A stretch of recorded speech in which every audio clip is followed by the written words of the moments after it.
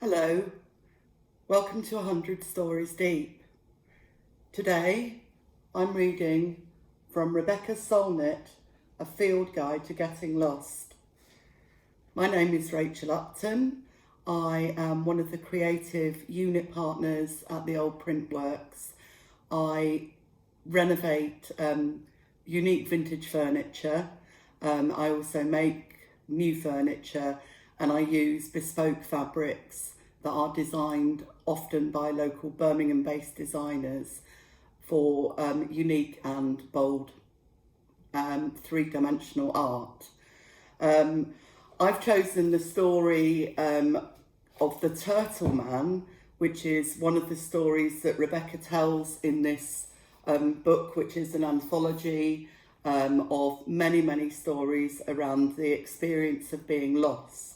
The physical experience, the emotional experience, the metaphysical experience, and she tells and weaves it in with stories of people who've been lost and the art of being lost and finding again.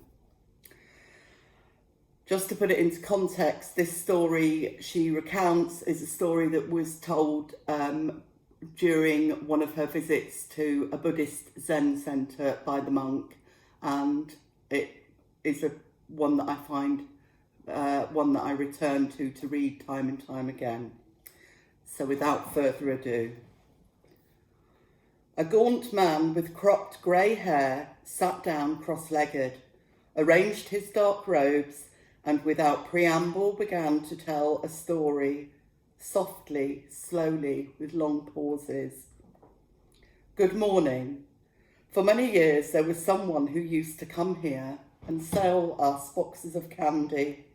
Actually, they were tins of candy, and they were caramel coated in chocolate, and they looked like little chocolate turtles. So we called him the Turtle Man. And the Turtle Man would come and sell us this very sweet caramel-covered chocolate. And the Turtle Man couldn't see.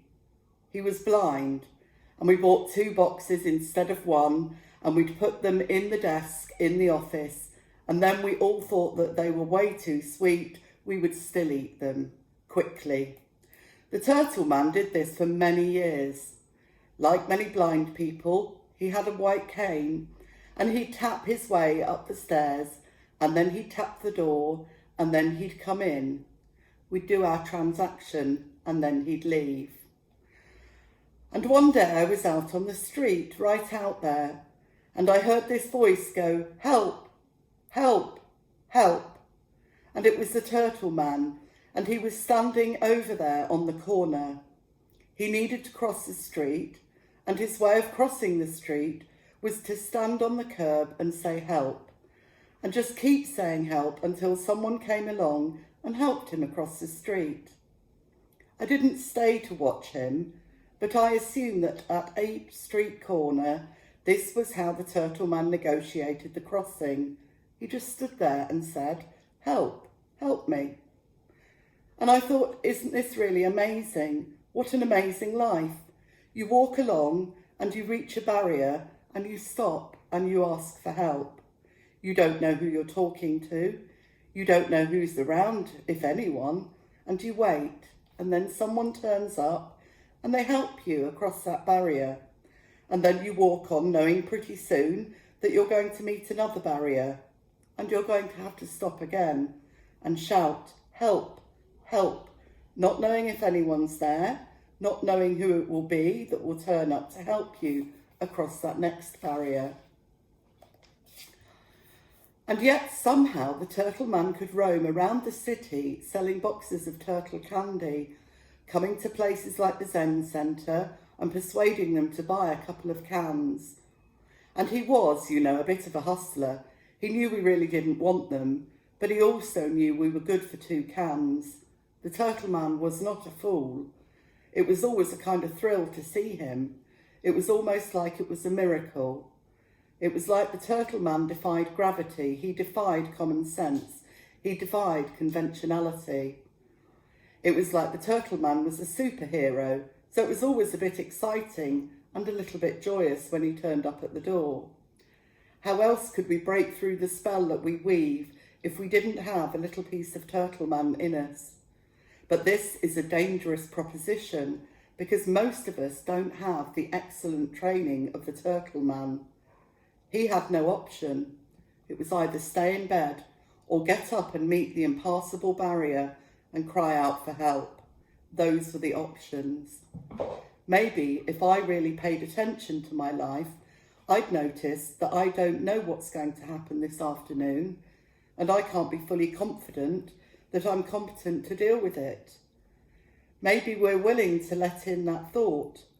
It has some reasonableness to it.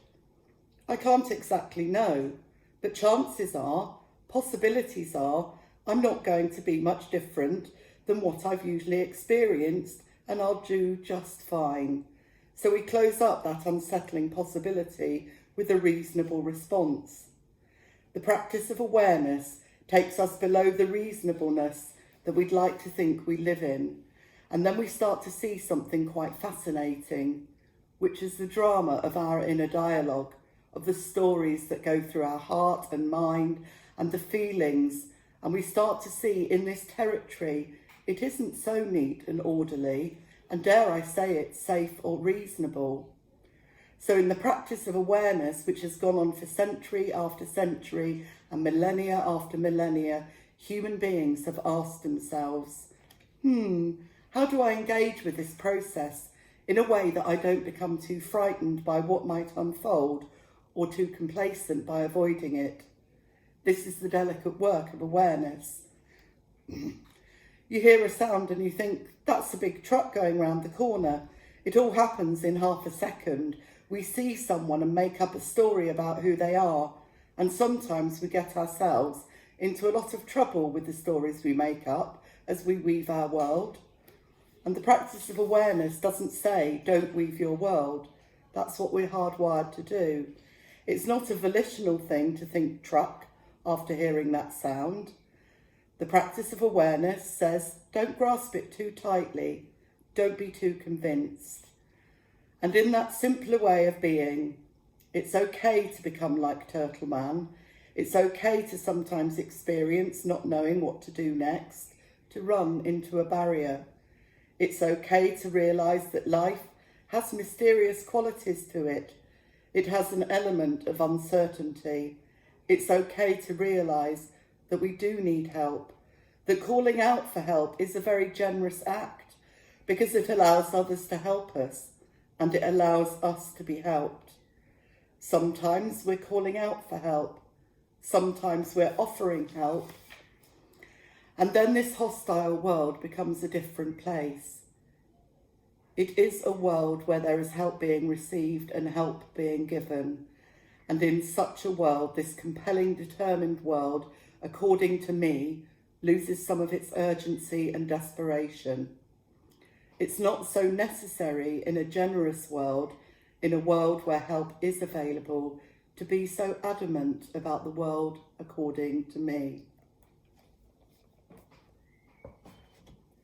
I'd like to thank you very much for listening to the story of the Turtle Man. One of the things and one of the reasons that I chose it was because I think that during the recent months of lockdown, we've all learned that the world is a very uncertain place. For many of us who maybe haven't experienced that sense of being lost, of isolation, and of understanding that help being given and help being offered are part of the same dynamic. I would like to leave this story with just a couple of thoughts about how you might interpret this story and how you might think about how we all ask for help in periods of isolation, whether that isolation is physical, whether that isolation is social, whether that isolation is emotional. It's okay for us all to sometimes feel lost and to ask for help. I'd like to thank you for listening. You can watch and listen to more stories in the 100 Stories Deep series if you subscribe using the link below. Thank you and goodbye.